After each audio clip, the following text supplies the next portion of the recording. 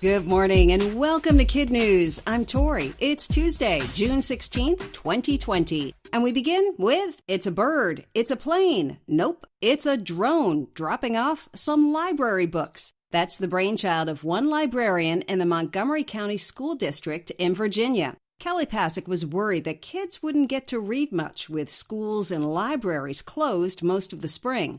So she contacted Wing, the first drone delivery service to be certified by the FAA, and it's been delivering small packages in Virginia for about a year. But this is the first time anywhere in the world that drones are being used to deliver library books. The service starts this week, and the 600 students who are eligible will have plenty of time to enjoy the books. They won't be due back until school resumes in the fall.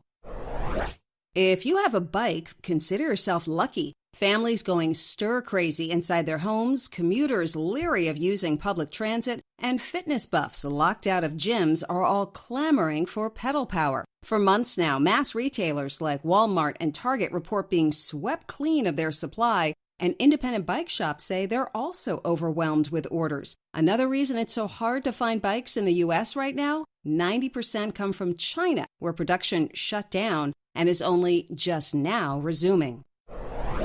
Sometimes it's okay to be a little sweaty, especially as a way to find out if you might have COVID-19. Researchers at a veterinary school outside Paris, France, trained 8 dogs to identify the smell of the virus in the armpit sweat of 168 infected individuals. And the Belgian Malinois shepherds, well known for their keen sense of smell, had a near-perfect success rate, correctly guessing an average of 95% of samples. While this is just a small study, it mirrors another done elsewhere in Europe with a different breed and was impressive enough that the researchers plan to move forward with larger studies. Using dogs could greatly increase the speed at which people are tested and help minimize the spread of the disease.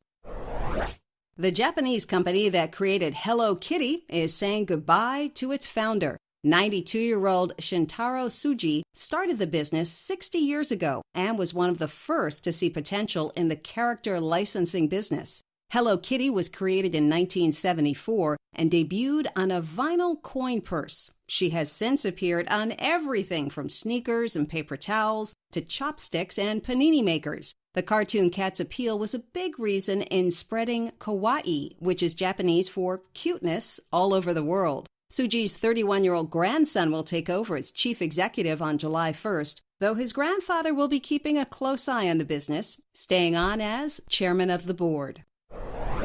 One of the largest zoos in the United Kingdom was struggling to keep its animals happy and healthy while visitors had to stay at home. So Chester Zoo sent out an appeal for online donations, and a UK frozen food supermarket chain has stepped up to help out in a big way.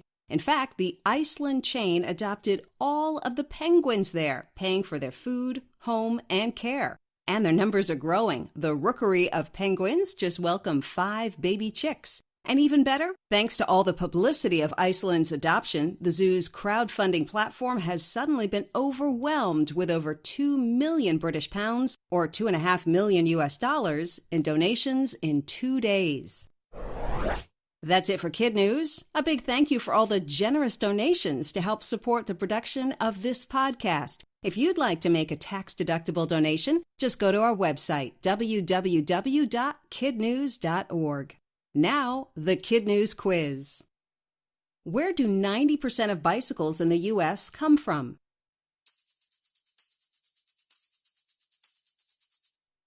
China, where production was shut down for months. How have some dogs been trained to find COVID-19 in humans?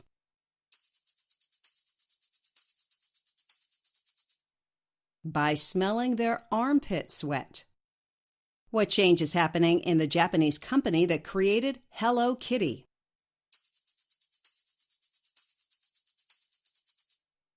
The founder is stepping down after 60 years.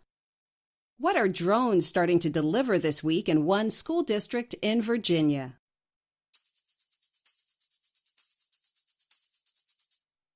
Library books.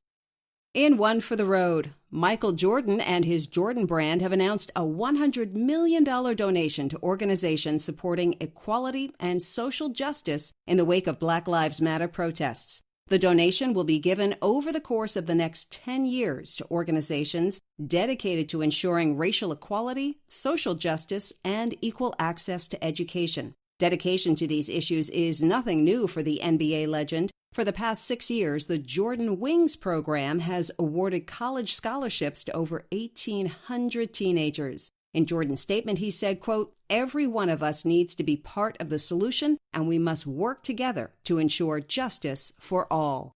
Before we go, our KidNuz birthday shout-outs today go to Jack in Reading, Massachusetts, Izzy in Spotsylvania, Virginia, Henry in Durham, North Carolina, and in California, Christina in Lakewood, Harper in San Clemente, and Josephine in Santa Rosa. And our teacher salute goes to Mrs. Rodriguez and her 5th graders at Lazaro Cardenas School in Chicago, Illinois. Thanks for listening. We hope you tune in for more KidNuz tomorrow morning.